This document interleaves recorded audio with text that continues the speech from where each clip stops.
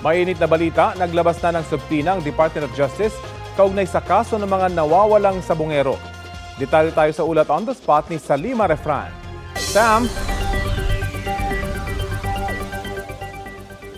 Rafi, inihahain na nga ng process server ng Department of Justice ang mga sabina para kina Charlie Atong ang aktres na si Gretchen Barreto at nasa 6 na pong iba pa para sa mga reklamo kaugnay ng missing sabungeros. Ayon yan mismo kay Prosecutor General Richard Anthony Fadulyon.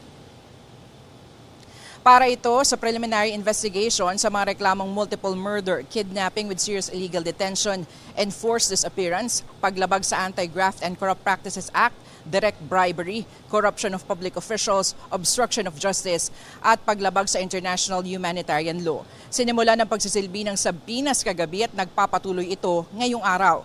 Kasama rin sa pinasabpina si dating NCRPO Chief Jonel Estomo at 18 pulis. Nakatakda ang unang pagdinig sa susunod na linggo, September 16. Kinukuha pa ng GMA Integrated News ang panig ni ang Barreto at Estomo pero nauna na nilang itinanggi ang kaugnayan sa pagkawala ng mga sabungero.